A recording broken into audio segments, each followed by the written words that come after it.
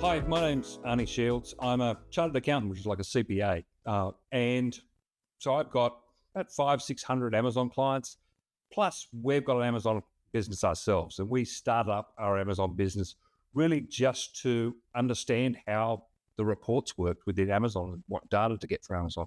Since then, that Amazon business has grown. So we've now got a multi-million-dollar Amazon business. But what it's given me is an in-depth understanding of how the Amazon structure works and how businesses work. And so it enables us to provide a very different viewpoint in terms of how this whole business works. And one of the keys to this whole business is really the cash flow. And cash flow will decide whether you succeed or fail in this business. It'll determine whether it's an easy business or whether it's a nightmare. If you're always worried about how you're going to pay for the next order, putting more money into the business, wondering when it's going to, money's going to move the other way, it's not going to be much fun. But your Amazon business has got this great opportunity to have fun and a business that you'll really enjoy running. And you've got the opportunity now to decide what type of business you're going to have. Every business, big and small, is constrained by cash flow. So cash flow is basically the movement of money in and out of your business. We talk about cash flow in tactical and strategic viewpoints. So tactical, how am I going to pay my expenses today? How am I going to this week, this month, juggling money, paying money into credit cards, etc. Strategic cash flow is how much money am I going to have in 6 months, in 2 years' time? Is my business going to be able to fund itself, or am I going to be able to put some money into it? Now, some sellers' Amazon business is structured in such a way that they will always need to borrow more money. And as it gets bigger, they just need to borrow more and more. So I'm going to show you how to set up and run an Amazon business that funds itself, a business that grows on its own profits. So you're going to see you're going to hear a lot of conflicting information from numerous sources in your Amazon journey. Sell fast, sell slow, don't do this, do this. And it's important to remember what stage of the business you're at.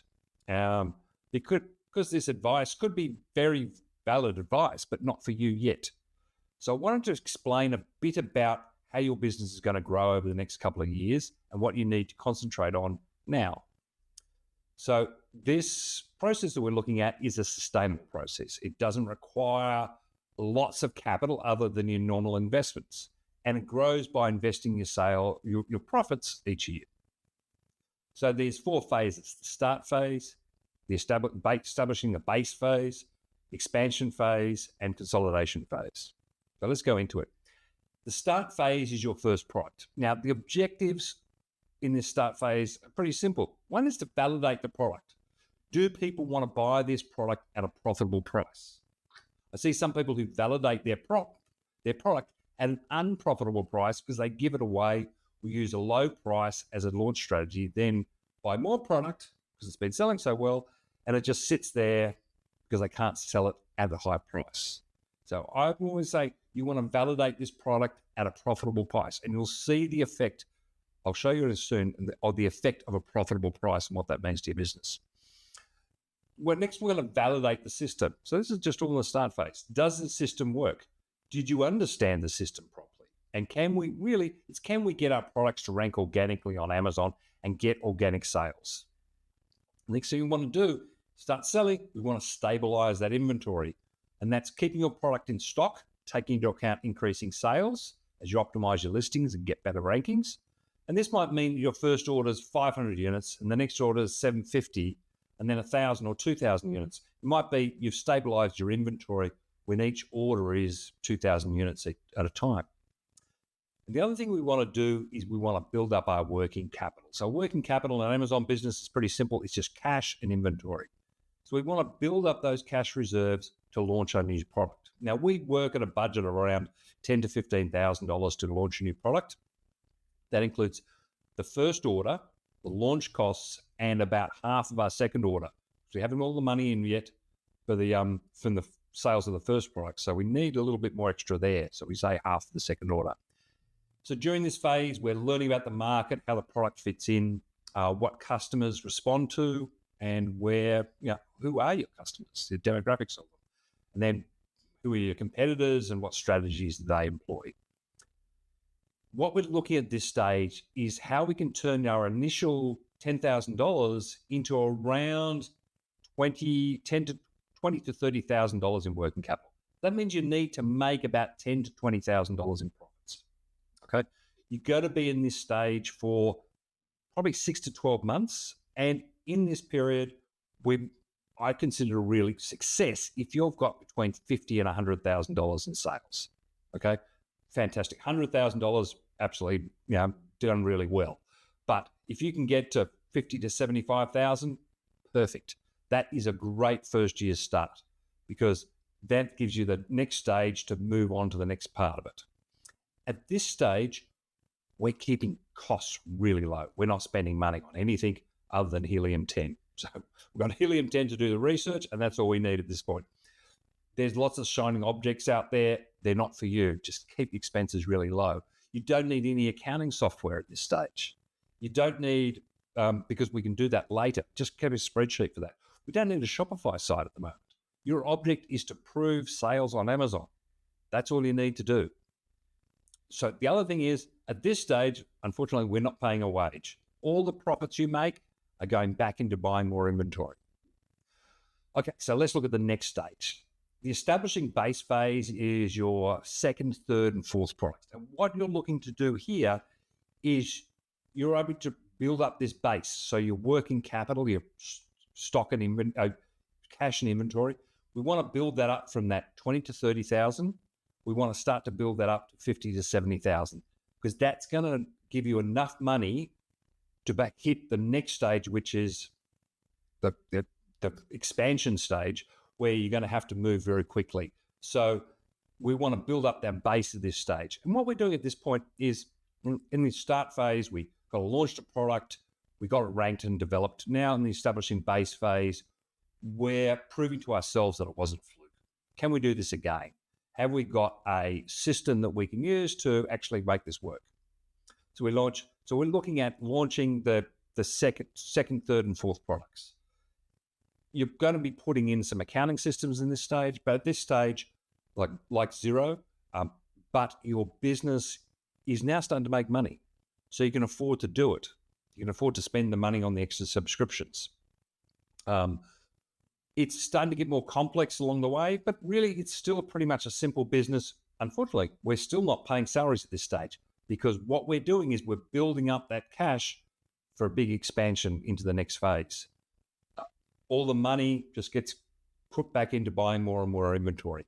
It starts to get a bit easier in terms of launching products, because the cash flow, you've now got 3 products, all moving toward helping you buy the fourth product. The next stage is your expansion stage. This is where we take it from 4 products to 15 to 20 products.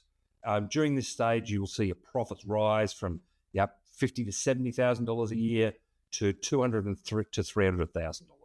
We're looking to move that business towards $1 million business, $1 million in sales. You've got a stable system in place. You know how to rank everything else there. Your business is profitable. It's you've got enough cash flow in there. And what's happening at this stage, a couple of things happen. One of them is it becomes much easier to launch new products. And towards the end of this stage, you can find that you can start to pay yourself a salary along the way.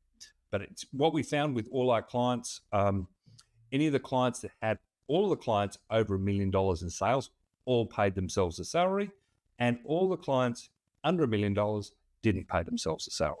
So it gives you a tip of where that tipping point is for a salary. That's the point you need to get to. Okay, and when we say salary, that is a decent salary. Now, 100,000 US a year.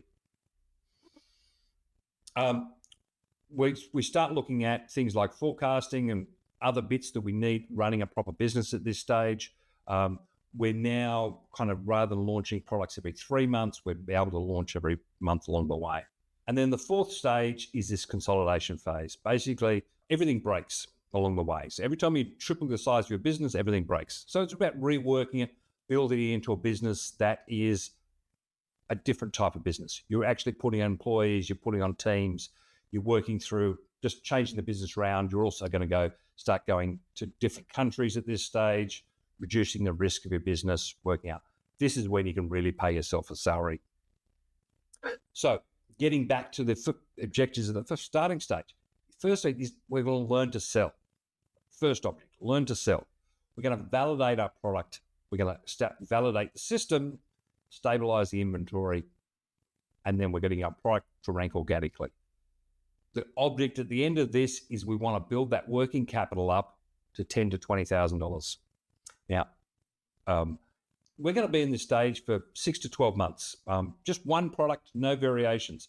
Common mistake that people make in this early stage is they start with 2 or 3 products. And it just means they end up with one product that goes really well, that goes out of stock because all their money's held up in their product that's not doing so well. Okay?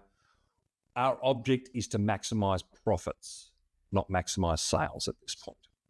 So now we've gotten to that point of we're in the initial start stage. Our object is to maximize profits and build up the cash flow. So what are the factors in building that cash flow? What are the levers we get to use?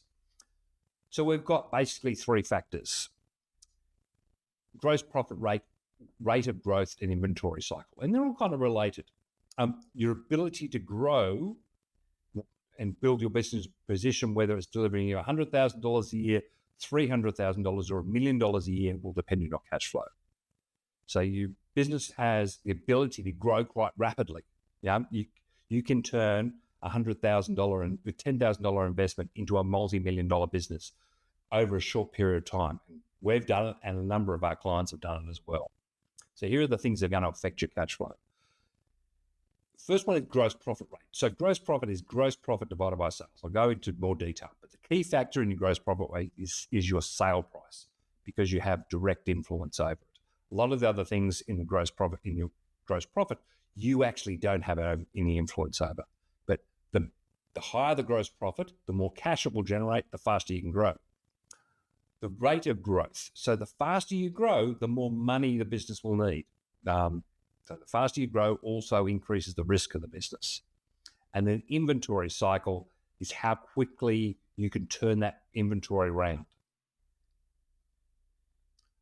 So let's look at the gross profit rate.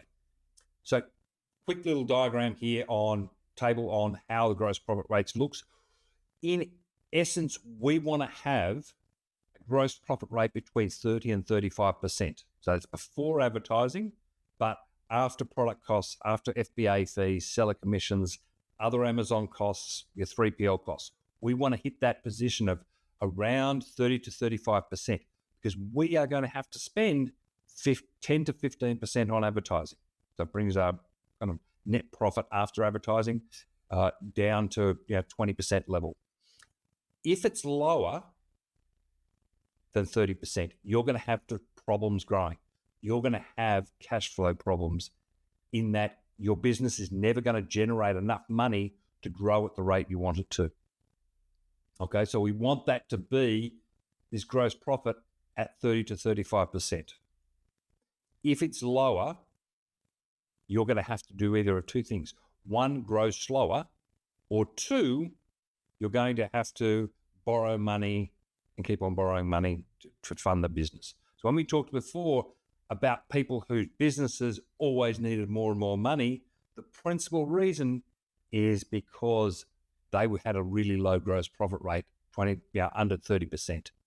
Okay, it started causing problems for them. They're getting the sales and it's all cool, and yes, they're growing rapidly, but they've got no money and they keep on running out. Okay, I wanted to show you some effect of discounting. There's always a continual push within Amazon, lower prices, discounts, deals.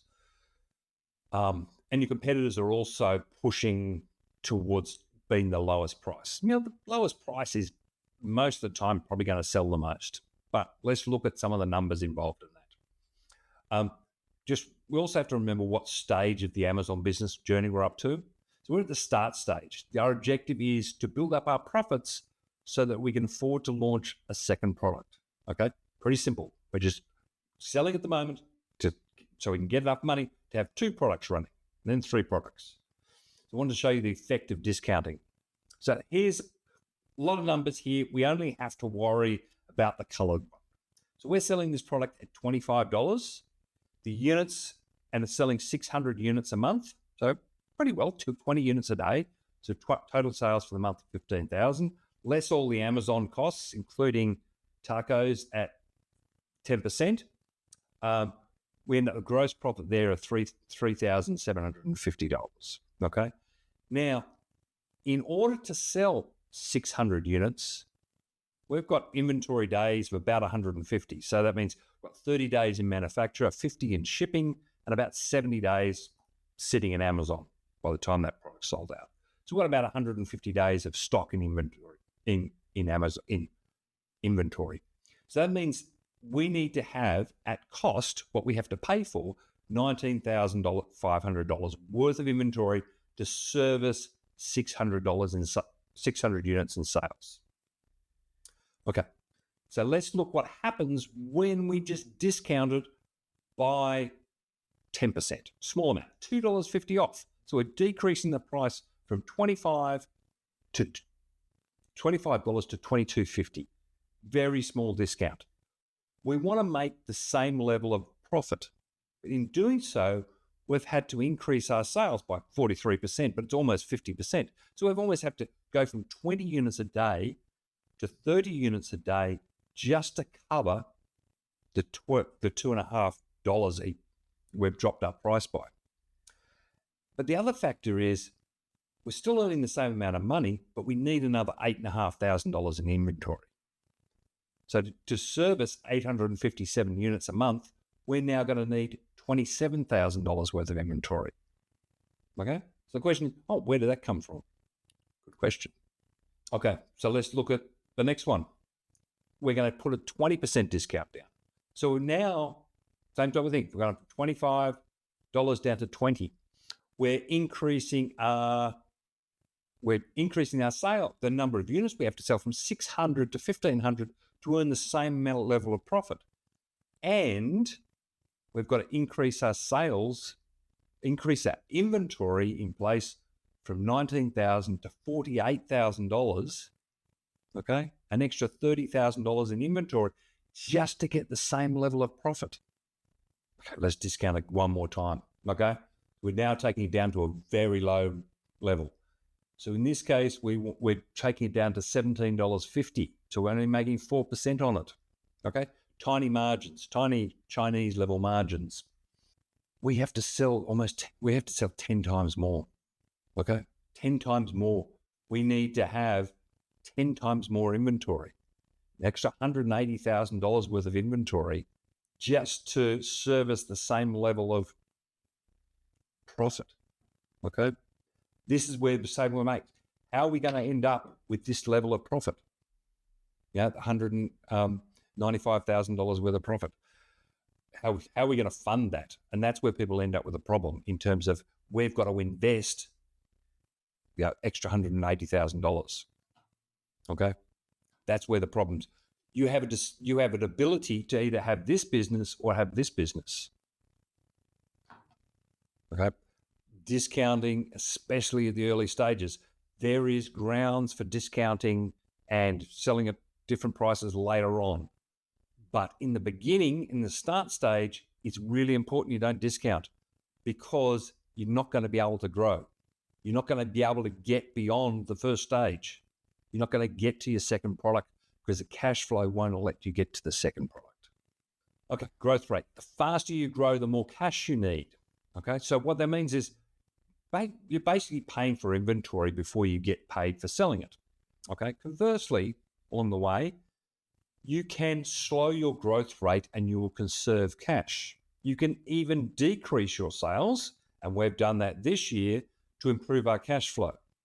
So we've decreased our sales, mainly by turning off some more expensive advertising, and we've actually increased our profit and also increased our cash flow.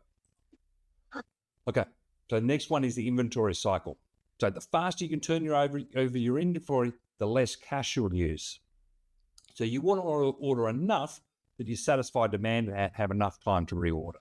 So we've got this type of diagram. Okay. If we looked at these peaks in this graph, it's how far those are apart. Okay.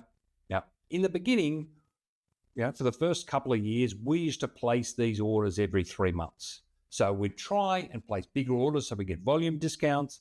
We'd fill a container, and then to get the inventory, the shift rate cheaper, and then we'd send that into Amazon. Yep. Last 2 years, 3 years, that became a little bit more tricky, and we ended up with 3PLs and a whole bunch of other stuff. But what also did was tied up an enormous amount of cash and inventory. And there was always a risk that savings that we made in freight, and because we had everything in one container, was going to be, we basically had 3 months worth of inventory sitting in a container, and it would be stuck off the coast of LA, or delayed in customs, or sitting in a truck outside Amazon waiting to get in. Okay. The other thing we did is we sent all our stock from China into the US. What that meant is we paid full freight and full duties on that right at the beginning of the 3-month period. So about 18 months ago, I changed the system around, and mainly because an Australian that I know very well got a product called SKU-Drop in place. And SKU-Drop basically is a 3PL in China that enables you to send in inventory on a weekly basis into Amazon in a cost-efficient manner. So the first step was we got rid of our US 3PL, and all the new shipments went into China 3PL.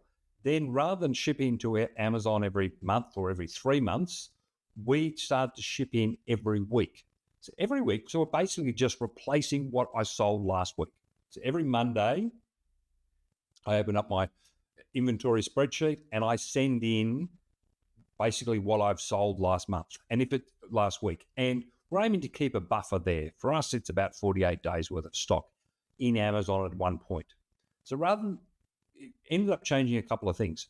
Rather than everything being on one ship, our inventory is now on 7 ships over 7 different weeks. So if something gets stuck, it's not a disaster.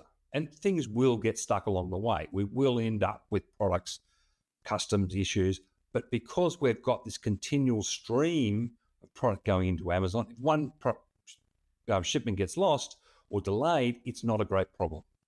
So now we also place orders with the supplier rather than every 3 months, every month. So it really shortened that cycle up. So this cycle here, which used to be every 3 months, is now every month. The other one is because we're shipping in every week, we're paying freight and duties very close to when we're going to sell the product. This enables us to do a couple of things. One of it is that this enabled us to halve the value of our inventory that we're holding in stock. So we had $500,000 worth of inventory. We managed to halve that to $250,000 worth of inventory, servicing the same level of sales just by doing this system. So we freed up $250,000 worth of cash in our business. Okay, these 3 factors, 3 drivers of cash flow, it's all a balancing act. Your sale price, your gross profit rate, how quickly you grow in your inventory cycle. So if you've got a product really selling really well, say your first product gets in there and it starts selling well, you need to place another order, but you don't have enough cash yet. So what do? There's a couple of ways that people say, oh, you just continue selling and sell out and then have a period where you're out of stock for it. I don't like being out of stock. You may end up out of stock once. I don't like being out of stock twice. But let's say, what would I do? Well, I would slow my growth, okay?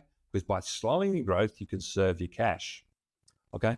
We're doing a couple of things by slowing the growth. We're delaying the time we have to reorder and build up enough cash to place that order. The other thing I'd be doing is turning off PPC and pushing up my price. It's going to increase the amount of cash that the businesses generate and delay the time. Now, how much you increase that price by is part of that balancing act. I always tell my clients, have you tried increasing your price? They go, oh, no, I can't do that. So just try it. Just try increasing your price. And they go about the process of increasing the price. And they say, oh, I started to sell more as I increased my price. I said, yes, that's what happens. And you'll keep, quite often, as the people increase in price, their sales start increasing. And it gets to a point where there is a tipping point where suddenly it doesn't become more effective and sales start to drop off. Quite often, you'll find that as you increase your price, your sales actually increase rather than decrease to a point. So our object at the first stage is to not be the best seller, not be the one who's got the most sales. You can get a nice badge or something if you have the most sales. But really what we're looking to do is saving up enough money so we can launch product number 2. A couple of things I want to talk about was organic growth versus outside capital. So organic growth is using the internal cash flows of the business to fund the growth, okay? It's slower, but it's less risky. And it means that you can end up with a significant business and your own investment in the business was $10,000. So the other thing it does is by relying on the profitability of the business to actually grow, it means that you're putting in the things that are right in the beginning. So when you get to the next stage, the expansion stage, you're actually ready to grow. You know how to make these products sell at a profitable price. The difficulty I see with people getting outside money in. So in the case of, they might be their own money or they might borrow money, but they see this issue of I need to borrow more money to get this business, to get more inventory, to launch more products, whatever. And what they're doing is their problem is they're hiding a problem that's within it.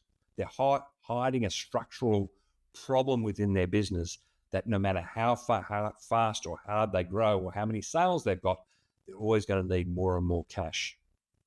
Okay. The other thing is we look at inventory lending and a few things like that. And people say, oh, well, it's only for 3 months. Guaranteed it will never be 3 months. It'll be at least 6 months, if not more. A lot of businesses, when they borrow this inventory lending, they don't ever pay it back. It's always just rolled over and rolled over and rolled over, which ends up being really expensive. And because of the nature of the business, they need this ever-increasing loans as the business grows. Okay. Down below in the download section, there is a spreadsheet. Okay. If you want to hammock around with how fast you can grow and what your prices are and how that affects your cash flow, then you can use this spreadsheet. And here's just basically the dashboard on it. But basically you can change the price, you can change the daily sales per product, you can increase over time the number of products you've got, you can change the pricing down below, and you can see in this little dashboard what happens to this. And this is the most important one, cash minimum level in a year, okay? And if that goes red, that's money that you have to finance. It's a great tool. We've been using it for years.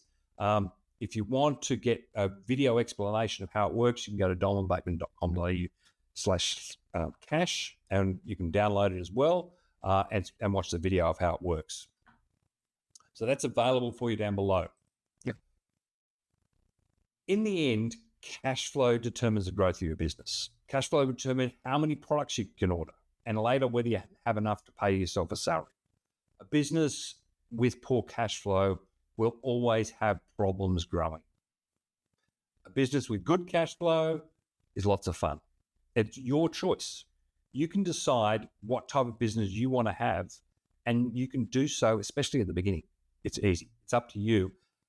But cash flow is going to determine whether that's what type of business you have. So you can have a business that says, I'm going to get the most level of sales, but if it's a low gross profit rate and you haven't got the system set up, then it's going to be a painful experience. Or you can have a business that you start growing, just start using that cash from the business it generates, setting up your business, your products that are profitable, and the business generates its own cash to be able to eventually pay you a salary, but also just fund the growth of the business.